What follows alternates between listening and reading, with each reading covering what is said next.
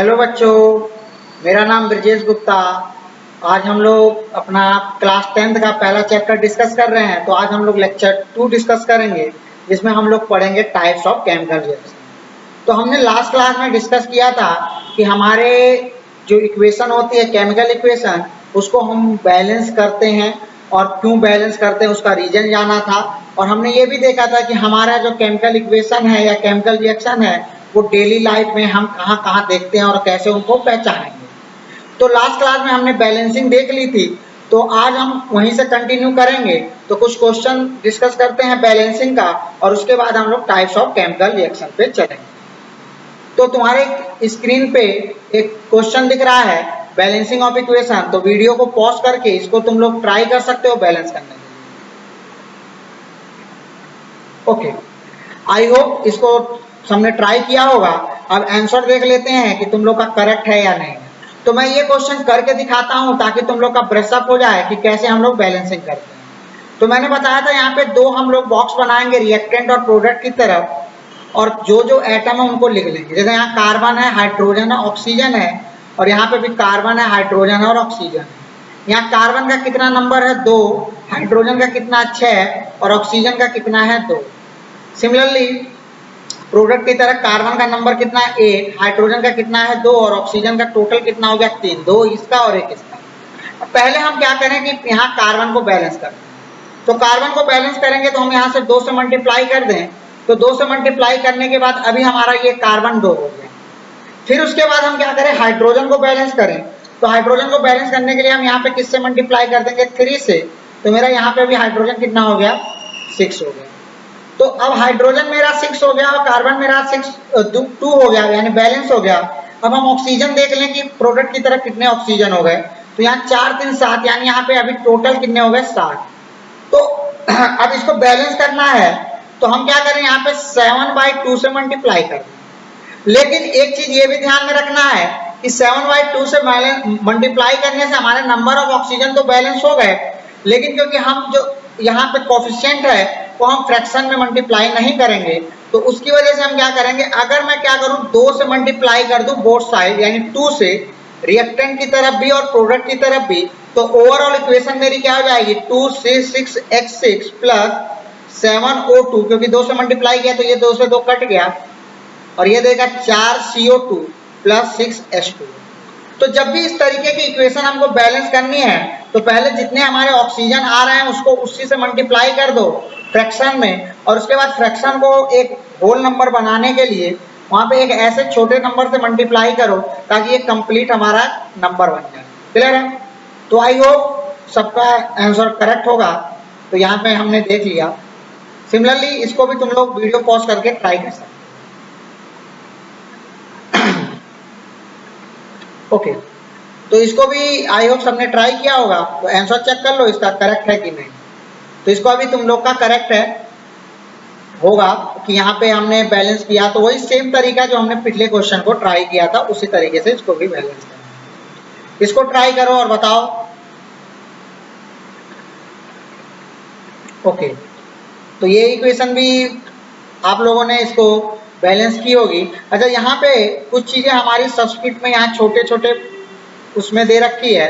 तो ये ब्रैकेट में इसका मतलब होता है अगर ये L है तो इसका मतलब हुआ ये लिक्विड है, अगर G है तो इसका मतलब गैस है, और अगर ये एक्वस होता है तो इसका मतलब ये हो गया कि ये सॉल्यूशन है। ठीक है? सिमिलरली अगर ये S है तो इसका मतलब क्या हो गया, ये सॉलिड है। ओके, तो इसको बैलेंस किया होगा, तो इसकी बैलेंसिंग देख लो।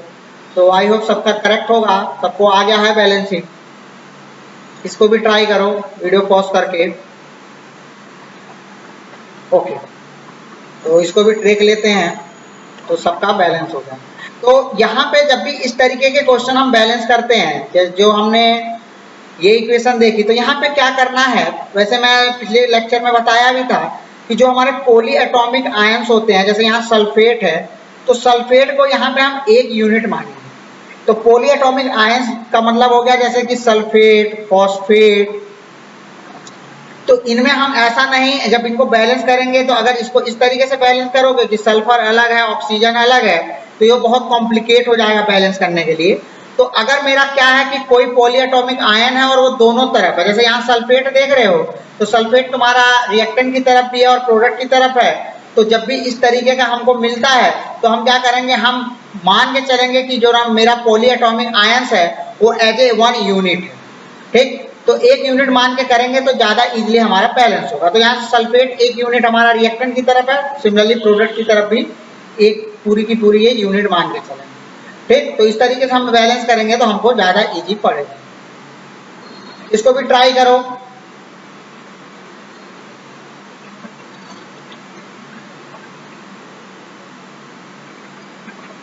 ओके, तो इसको भी ट्राई कर लिया होगा, तो चेक कर लो आंसर। तो आई थिंक सबका करेक्ट होगा। अगर करेक्ट नहीं है तो दोबारा से इसको ट्राई करो और देखो क्या गलती करी है। इसको बैलेंस करो, ये तो अभी मैंने करवाया है। ये बैलेंसिंग में 3/2 हुआ, तो मैंने बताया था कि 3/2 फ्रैक्शन में नहीं लिखते, तो ओवरऑल हम क्या करें, 2 से मल्टीप्लाई करते बोथ साइड। तो हमारे पे क्या हो जाएगा, ये तुम 2 से मल्टीप्लाई करोगे तो ये 4 हो जाएगा, ये तुम्हारा 3 हो जाएगा, ये 2 हो जाएगा। तो जब भी इस तरीके से हमारा ऑक्सीजन फ्रैक्शन में आता है तो पहले हम इसको इसी तरीके से मल्टीप्लाई करते हैं और फिर इसको कंप्लीट नंबर बनाने के लिए एक छोटे से नंबर से मल्टीप्लाई कर दें बोथ साइड, ताकि हमारा ये कंप्लीट नंबर बन जाए। क्लियर है? तो यानी यहाँ पे है always use the possible integer number if you get fraction, ठीक है। हमेशा ट्राई करना इस तरीके से इसको बैलेंस करना। इसको ट्राई करो, इसमें भी आई थिंक फ्रैक्शन में आएगा, उसके बाद इसको कंप्लीट नंबर बनना। ओके, तो इसको ट्राई किया होगा। तो ये यहाँ पे भी जब यहाँ बैलेंस कर लिया, पहले सारे एटम जब आपने बैलेंस कर लिए तो उसके बाद क्या हुआ कि ऑक्सीजन को लास्ट में बैलेंस करो। तो लास्ट में जब बैलेंस करोगे तो 11/2 से मल्टीप्लाई किया। अब 11/2 तुम्हारा फ्रैक्शन है, तो इसको कंप्लीट करने के लिए क्या करो, 2 से मल्टीप्लाई कर दो बोथ साइड। तो हमारे पे क्या हो जाएगा, अगर 2 से मल्टीप्लाई करोगे तो कंप्लीट नंबर बन जाएगा, ठीक। तो यहाँ पे हमारा जो आ जाएगा वो आ जाएगा 2, 11, 4 और 10। तो हमने पिछली क्लास में ये सब बैलेंसिंग देखी थी, आज हमने कुछ क्वेश्चन भी कर लिए। इसके बाद इसको भी आप लोग घर पे ट्राई कर सकते हो कैसे बैलेंस होगा, और कमेंट सेक्शन में बताना है कि ये एंटर तुम्हारा सही है कि नहीं, ठीक। ओके, तो यहाँ पे हमने बैलेंसिंग देख ली थी लास्ट क्लास में। आज हमने कुछ क्वेश्चन भी देख लिया ताकि तुम लोग का ब्रशअप हो गया होगा। अब आते हैं chemical reaction, types of chemical reaction के बारे में बात करते हैं। तो यानी हमारी जो केमिकल रिएक्शंस होती हैं वो किस तरीके से बन रही हैं, उसमें कैसा मतलब उसमें क्या टूट रहा है या जुड़ रहा है, या वो एनर्जी निकाल रही है, हीट निकाल रही है, या हीट एब्जॉर्ब कर रही है, उसके बेसिस पे हम केमिकल रिएक्शन को अलग अलग नाम देते हैं। तो केमिकल जो हमारी इक्वेशन होती है वो तो हमारा ये बताता है कि हमारा क्या प्रोडक्ट बना, लेकिन जब प्रोडक्ट बनता है तो उस प्रोडक्ट को बनने के तरीके अलग होते हैं। कभी वो टूट के बनता है, कभी वो जुड़ के बनता है, कभी उसमें एनर्जी रिलीज होती है, कभी एनर्जी एब्जॉर्ब होती है। तो उसके बेसिस पे हम उसको अलग अलग नाम देते हैं। तो एक एक करके हम लोग टाइप्स ऑफ केमिकल रिएक्शन के बारे में डिस्कस करेंगे और फिर देखेंगे कि हमारे कितनी टाइप्स ऑफ केमिकल रिएक्शन हमारे सिलेबस में है। तो टाइप्स ऑफ केमिकल रिएक्शन हमको कौन कौन सी पढ़नी है, तो सबसे पहले हम पढ़ेंगे एक्सोथर्मिक एंड एंडोथर्मिक रिएक्शन। उसके बाद हम सिंथेसिस रिएक्शन, जिसको हम कॉम्बिनेशन रिएक्शन भी कहते हैं। फिर उसके बाद हम लोग बात करेंगे डिकम्पोजिशन रिएक्शन की। फिर सिंगल डिस्प्लेसमेंट रिएक्शन, जिसको हम डिस्प्लेसमेंट रिएक्शन भी कहते हैं। फिर डबल डिस्प्लेसमेंट रिएक्शन। उसके बाद हमारा रिडॉक्स भी आएगा, इसी में हमारा प्रेसिपिटेशन रिएक्शन आता है, तो उसको भी हम लोग अलग से डिस्कस करेंगे। लेकिन आज हम लोग जो बात करेंगे वो इन्हीं 5 टाइप की रिएक्शन के बारे में बात करेंगे। क्लियर है? तो सबसे पहले बात करते हैं एक्सोथर्मिक रिएक्शन। एक्सोथर्मिक रिएक्शन कौन सी होती है, किसको बोलते हैं एक्सो? एक्सोथर्मिक रिएक्शन का मतलब ये हुआ कि एक ऐसी रिएक्शन जो क्या करे, हीट को रिलीज करे, यानी ये क्या करे, हीट हमारा रिलीज करे।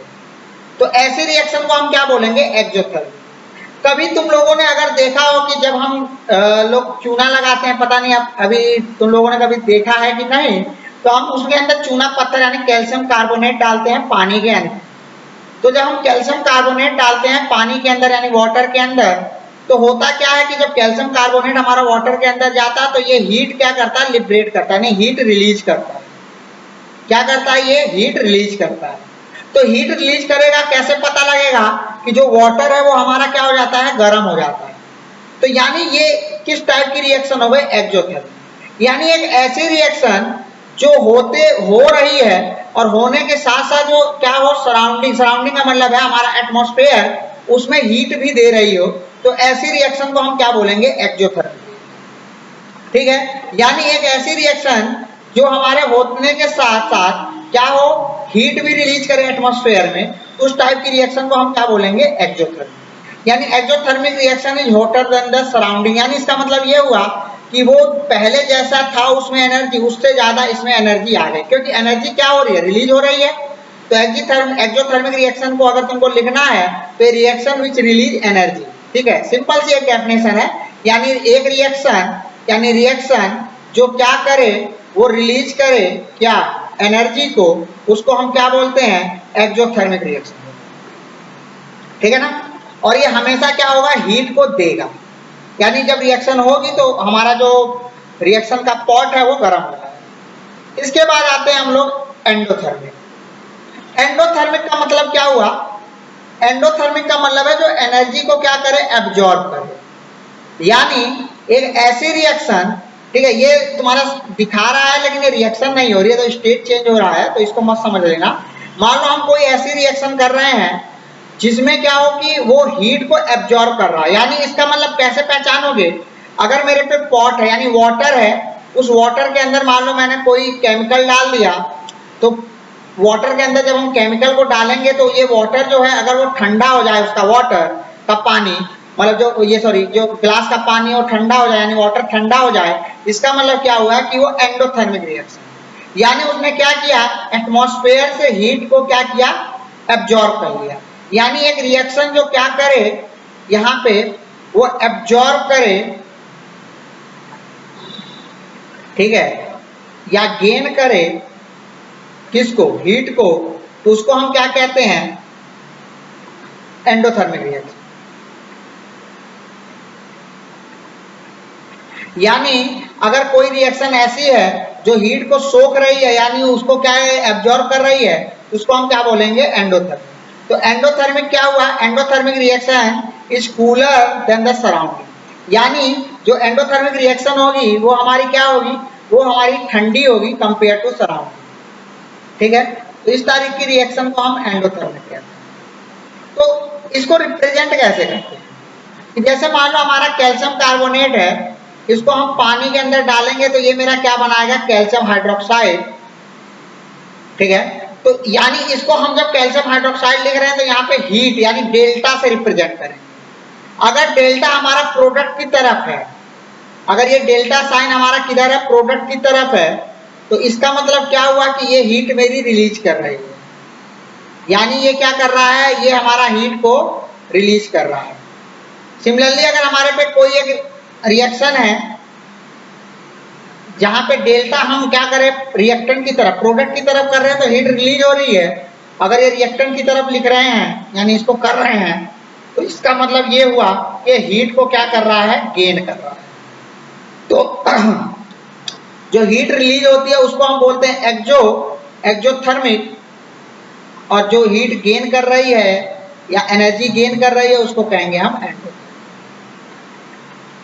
तो आई होप हमको एंडो और एक्सो का मतलब समझ में आया होगा। एक्सो मतलब हीट रिलीज करना, यानी कोई रिएक्शन जो हीट रिलीज करे उसको हम बोलेंगे एक्सोथर्मिक, और कोई भी रिएक्शन जो हीट को गेन करे उसको हम क्या बोलेंगे, एंडोथर्मिक। तो हमारे ये दो टाइप की रिएक्शन हमारी यहाँ पे हो गई। इसके बाद अगली है हमारी सिंथेसिस या कॉम्बिनेशन रिएक्शन। सिंथेसिस या कॉम्बिनेशन रिएक्शन का मतलब क्या हुआ, यानी इसका नाम से ही पता लग रहा है कि एक ऐसी रिएक्शन जो क्या हो, कंबाइन हो, यानी कंबाइन करके एक सिंगल प्रोडक्ट बनाए, यानी दो या दो से ज्यादा रिएक्टेंट कंबाइन होकर एक सिंगल प्रोडक्ट बनाते हैं, तो ऐसी रिएक्शन को हम क्या बोलते हैं, कॉम्बिनेशन रिएक्शन या सिंथेसिस रिएक्शन। ठीक है, यानी सिंथेसिस या कॉम्बिनेशन रिएक्शन का मतलब है कि दो या दो से ज्यादा एलिमेंट हमारे रिएक्टेंट के कंबाइन होकर एक सिंगल कंपाउंड बना रहे हैं। जैसे कि यहाँ पे तुम देखो कि कार्बन और ऑक्सीजन मिलके क्या बना रहे हैं, CO2। ठीक है, तो यानी इसका मतलब क्या हुआ कि यहाँ पे मेरा कार्बन एंड ऑक्सीजन मिलके क्या हो रहा है, क्या बन रहा है, CO2 बन रहा है। तो यानी यहाँ कंबाइन हो रहा है, कार्बन और ऑक्सीजन कंबाइन होकर क्या बना दिए, CO2 बना दिए। तो इस टाइप की रिएक्शन को हम क्या बोलते हैं, सिंथेसिस या कॉम्बिनेशन रिएक्शन। क्लियर है? एक ऐसी रिएक्शन जहां पे हमारे पे रिएक्टेंट जो है वो कंबाइन होके एक प्रोडक्ट बना रहे हैं। क्लियर? तो इनको अगर हम जनरल बात करें तो इसका मतलब ये हो गया कि ए और बी मेरा जब भी मिलेगा तो क्या बनाएगा, ए बी। तो यानी एक से ज्यादा मेरे रिएक्टेंट हो और वो कंबाइन करके एक सिंगल प्रोडक्ट बना दिए तो उसको हम क्या बोलेंगे, उसको बोलेंगे कॉम्बिनेशन रिएक्शन। और ज्यादातर कॉम्बिनेशन रिएक्शन जो होते हैं वो एक्सोथर्मिक होते हैं। ठीक है, ज्यादातर, सभी नहीं, ज्यादातर कॉम्बिनेशन या सिंथेसिस रिएक्शन क्या होते हैं, वो एक्सोथर्मिक होते हैं। हमेशा एक चीज ध्यान में रखना कि जब भी कभी बॉन्ड बनता है, यानी ये जाहिर सी बात है, ए बी जब कंबाइन हुआ तो इसमें कुछ ना कुछ बॉन्डिंग हुई होगी, यानी आपस में जुड़े होंगे। तो जब भी कोई चीज जुड़ती है तो एनर्जी वो रिलीज करती है, और जब भी कोई टूटती है तो उसको एनर्जी चाहिए होती है। तो कॉम्बिनेशन रिएक्शन जनरली जो होते हैं वो हमारे क्या होते हैं, एक्सोथर्मिक नेचर के होते हैं, यानी एनर्जी वो रिलीज करते हैं। ठीक है, तो यानी हमने कॉम्बिनेशन रिएक्शन का मतलब समझा कि व्हेन टू और more element combine to form a new compound. ठीक है, ये डेफिनेशन है। क्लियर? और यहाँ पे इसी को हम सिंथेसिस भी बोल रहे हैं। तो एक एग्जांपल और समझ सकते हैं, अमोनिया की सिंथेसिस। अमोनिया की सिंथेसिस जो बन रही है इस प्रोसेस से, इसको कहते हैं हैबर प्रोसेस। हैबर एक साइंटिस्ट है, ज्यूस साइंटिस्ट है ये। ठीक है, इन्होंने अमोनिया का बताया था कि अमोनिया हमारा कैसा बनता है। आई थिंक 10th में तुम लोग पढ़ रहे होगे, 9th में पढ़ा होगा। ठीक है, जर्मनी में नाजीवाद वाला चैप्टर, तो उसमें तुमने देखा होगा कि किस तरीके से जो हिटलर था वो अमोनिया को एक चैम्बर में डाल के लोगों को मारता था। तो ये जो अमोनिया बनाता था वो इसी प्रोसेस से बनाता था। ठीक है ना? तो यानी इसका मतलब ये हुआ कि अगर हमको अमोनिया की सिंथेसिस करनी है तो यहाँ पे हम N2 + 3H2, यानी यहाँ पे भी कॉम्बिनेशन रिएक्शन हो रहा है और हमारा क्या बन रहा है, अमोनिया बन रहा है। तो ये भी हमारा एक तरह का क्या है, यहाँ पे भी हमारा ये एक तरह का कॉम्बिनेशन रिएक्शन है जिसमें कंबाइन होके हमारा एक सिंगल प्रोडक्ट बना है, यानी दो रिएक्टेंट हमारे मिलके क्या बना रहे हैं, एक प्रोडक्ट बना रहे हैं। एक से तुमको ये भी ध्यान में रखनी है कि जब भी ऐसा हमारे पे कभी रिएक्शन आता है कॉम्बिनेशन का, तो उसमें तुम्हारे पे या कोई भी रिएक्शन आता है उसमें बैलेंसिंग बहुत जरूरी है। यानी ये जो 3 से मल्टीप्लाई है, ये 2 से, ये बहुत जरूरी है। बिना बैलेंसिंग के रिएक्शन में नंबर नहीं मिलेगा। ठीक,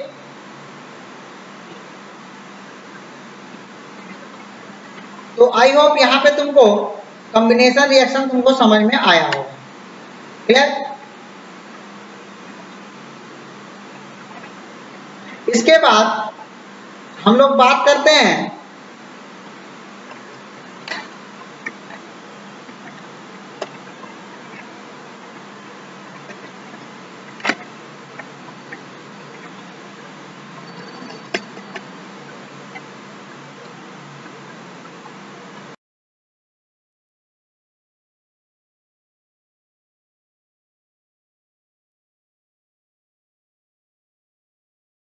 अब कुछ एग्जाम्पल और देखते हैं। यहाँ पे तुमको दिख रहा होगा कि हमारा कॉम्बिनेशन रिएक्शन में पोटेशियम और क्लोरीन मिलके क्या बना रहे हैं, पोटेशियम और क्लोरीन मिलके क्या बना रहे हैं, KCl। तो ये भी एक तरह का क्या है, कॉम्बिनेशन रिएक्शन। ठीक है, तो ये सारे हमारे किसके टाइप हैं, कॉम्बिनेशन रिएक्शन। तो यानी ये कंबाइन होंगे और कंबाइन होके हमारा क्या बनाएंगे, डिफरेंट डिफरेंट प्रोडक्ट बनाएंगे। सिमिलरली सिंथेसिस रिएक्शन का अगर हम एक आध एग्जाम्पल और देखें तो यहाँ पे हमारा सोडियम और क्लोरीन मिलके प्रोडक्ट बना रहे हैं। जरा बताओ तो क्या प्रोडक्ट बनना चाहिए इसका।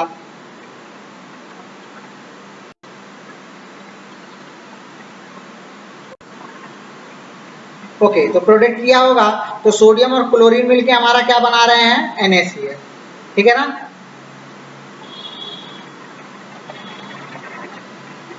सिमिलरली मैग्नीशियम और फ्लोरीन मिलके आपस में कंबाइन होकर क्या बनाएंगे, याद रखना बैलेंसिंग बहुत जरूरी है।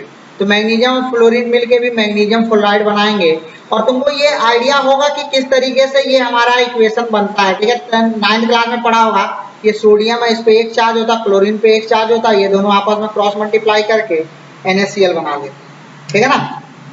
सिमिलरली यहाँ पे मैग्नीशियम है, इस पे 2 चार्ज है और क्लोरीन पे एक चार्ज है, ये हमारा MgF2 बना है। तो ये थोड़ा सा तुमको आइडिया होना चाहिए। सिमिलरली एल्युमिनियम और फ्लोरीन आपस में मिलेंगे तो क्या बनाएंगे, तो ये इसको भी हम कह सकते हैं AlF3, ठीक है। तो ये हमारा सिंथेसिस जो होता है वो क्या करता है, ज्वाइंट टुगेदर। इसके बाद अगला जो हमारी रिएक्शन है उसको हम कहते हैं डिकम्पोजिशन रिएक्शन। तो डिकम्पोजिशन नाम से ही लग रहा है कि डिकम्पोज होना, यानी जैसे मान लो NaCl है तो ये टूट के Na और क्लोरीन अलग अलग हो जाए, तो ऐसे रिएक्शन को हम क्या बोलेंगे, डिकम्पोजिशन, यानी टूटना। यानी A और B है, ये टूट के A और B हमारा बन जाए, ठीक है। यानी दो हमारे जुड़े हुए हैं वो टूट के अलग अलग हो जाए, यानी एक हमारा रिएक्टेंट हो और एक रिएक्टेंट को टूटने के बाद अगर एक से ज्यादा प्रोडक्ट आ जाए तो उसको हम क्या बोलते हैं, डिकम्पोजिशन रिएक्शन।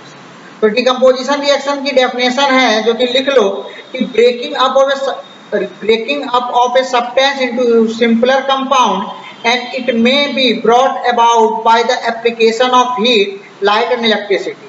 मतलब क्या हुआ कि डिकम्पोजिशन रिएक्शन जो हम करेंगे वो क्या करेंगे, एक हमारे पे सिंपल कंपाउंड होगा उसको हम हीट से या इलेक्ट्रिसिटी से, ठीक है, या लाइट डाल के, लाइट को Hnu बोलते हैं, इनको दे के हम इसको डिकम्पोज करके अलग अलग हम एलिमेंट बना दें, तो ऐसी रिएक्शन को हम क्या बोलते हैं, डिकम्पोजिशन रिएक्शन, ठीक है। और डिकम्पोजिशन रिएक्शन से अगर हम डिकम्पोजिशन रिएक्शन जो है अगर वो हम हीट के प्रेजेंस में करते हैं तो उसको हम क्या बोलते हैं, थर्मल डिकम्पोजिशन। ऐसे हमारा फोटो डिकम्पोजिशन भी है जो कि हम आगे पढ़ेंगे और देखेंगे AGVR का एग्जाम्पल के कैसे हम लोग जो तुम्हारा वो फिल्म बनता है या फोटो बनता है उसमें AGVR का कैसे यूज होता है वो हम लोग अगली क्लास में या इसी क्लास के लास्ट में पढ़ेंगे। तो यहाँ पे बोलते हैं हीट डिकम्पोजिशन का मतलब है कि थर्मल डिकम्पोजिशन, यानी हीट के प्रेजेंस में अगर कोई चीज डिकम्पोज होती है तो उसका नाम होता है थर्मल डिकम्पोजिशन। तो एक एग्जाम्पल थ्रू देखते हैं कि यहाँ पे एग्जाम्पल है HgO, यानी मरकरी ऑक्साइड है, यहाँ पे HgO है, उस पर हम हीट दे रहे हैं, तो हीट देने के बाद मेरा मरकरी अलग और O2 अलग हो जा रहा है, और बैलेंसिंग करना तो जरूरी है ही, तो बैलेंस यहाँ पे कर लेंगे। तो यानी ये किसके प्रेजेंस में हो रहा है, हीट के प्रेजेंस में, दैट्स व्हाई इसको कहेंगे थर्मल डिकम्पोजिशन। और एक रिएक्टेंट से मेरे दो प्रोडक्ट बन रहे हैं तो इस वजह से इसको बोलेंगे डिकम्पोजिशन। और जनरली जो डिकम्पोजिशन रिएक्शन होती है वो एंडोथर्मिक नेचर की होती है, यानी एंडोथर्मिक नेचर का मतलब ये हुआ कि इसको हमको हीट चाहिए होती है, यानी हीट इसको क्या चाहिए, ये गेन करती है, ठीक। तो प्रोडक्ट देखते हैं, अभी हमने इसको देखा HgO को अगर हम डिकम्पोज करें तो किसमें टूटेगा, Hg+O2 में। ये Hg2 रहने दो, ये हमारा Hg ही रहेगा, यहाँ पे Hg2 लिखा है, इसको Hg रहने दो, ठीक। सिमिलरली KClO3 है, इसको भी हम डिकम्पोज करेंगे, ये मेरा KCl और 3O2 में जाएगा। ये जो मैं कुछ क्वेश्चन करवा रहा हूँ इनको याद कर लेना क्योंकि ये तुम्हारा क्वेश्चन आ सकता है। ये KClO3 है, इसको अगर मैं हीट करूंगा, इसको डिकम्पोज करूंगा तो किस में जाएगा, KCl+O2।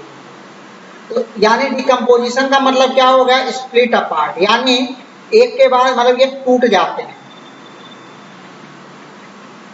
तो यानी यहाँ पे डिकम्पोजिशन का मतलब ये हुआ कि डिकम्पोज करना यानी तोड़ना, ठीक। इसके बाद अगला रिएक्शन हम देखते हैं single displacement reaction. Single displacement reaction का मतलब क्या हुआ कि एक ऐसी रिएक्शन जिसमें जो मोर रिएक्टिव एलिमेंट हो या मोर रिएक्टिव मेटल हो वो रिप्लेस करे या डिस्प्लेस करे लो रिएक्टिव वाले मेटल को फ्रॉम देयर सॉल्ट। इस टाइप की रिएक्शन को हम बोलते हैं सिंगल डिस्प्लेसमेंट या डिस्प्लेसमेंट रिएक्शन। यानी हमारे पे जिंक जो है वो रिएक्ट कर रहा है CuCl2, तो अभी हम ऑर्डर देखेंगे कि कौन ज्यादा रिएक्टिव होता है कौन लेस। तो जिंक क्या करेगा, कॉपर को हटाएगा फ्रॉम कॉपर क्लोराइड से और खुद क्या बना लेगा, जिंक क्लोराइड, और फिर हमको क्या दे देगा, कॉपर, ठीक है। तो ऐसी रिएक्शन को हम बोलते हैं क्या है, सिंगल डिस्प्लेसमेंट रिएक्शन।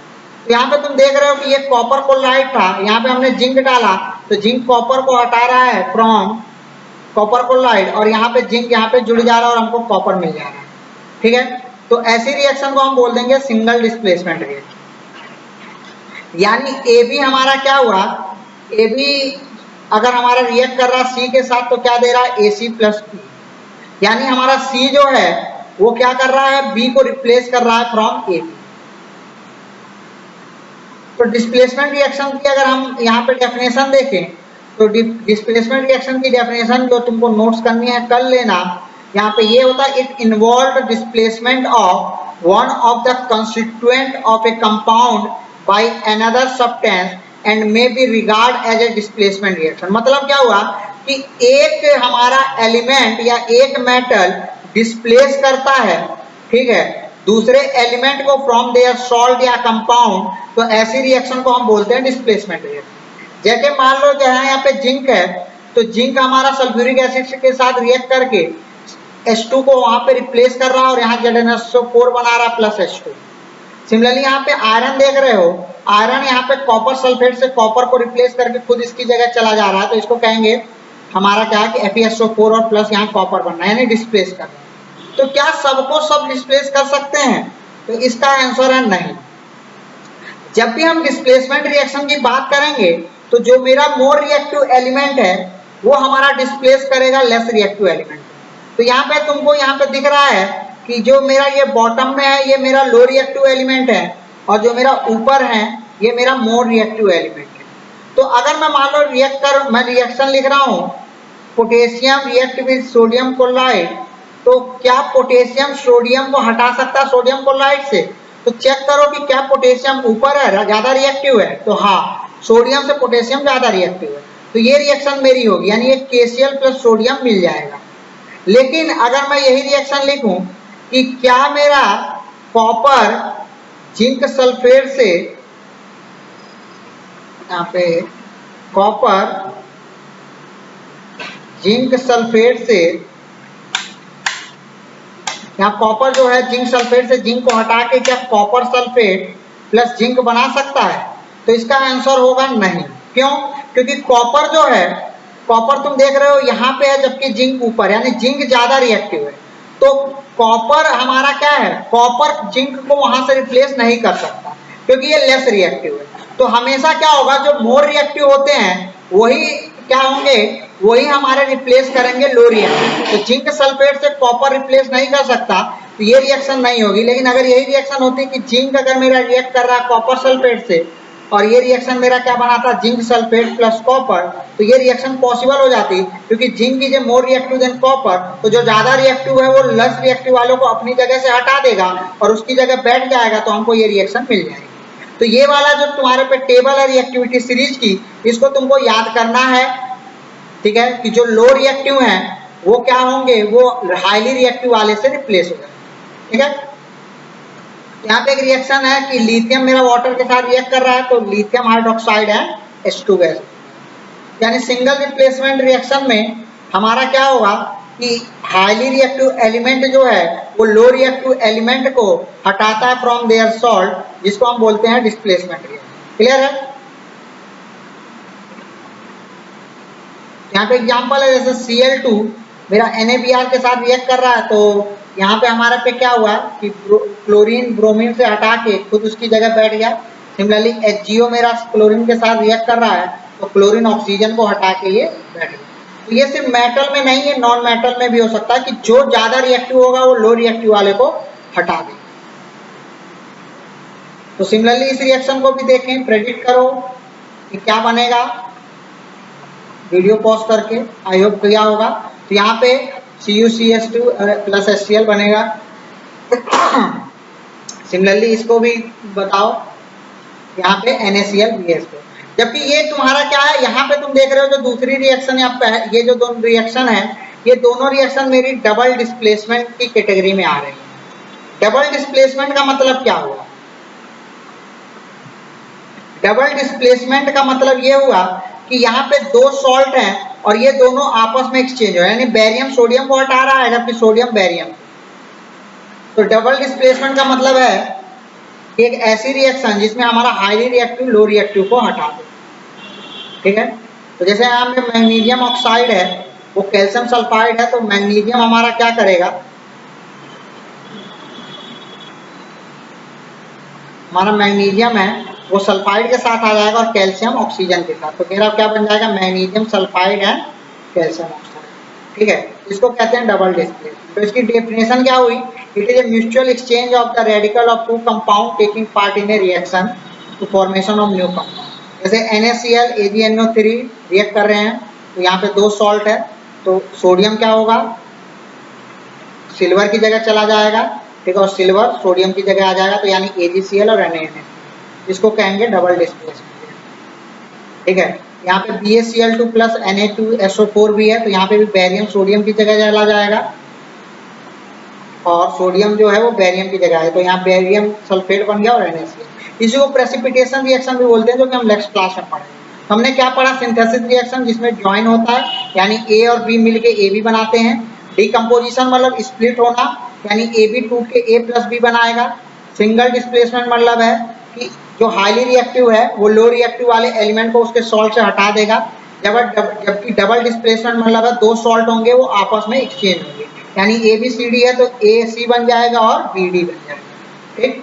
तो यहाँ तक हमने डिस्कस किया, यहीं से हम लोग अगली क्लास में कंटिन्यू करेंगे।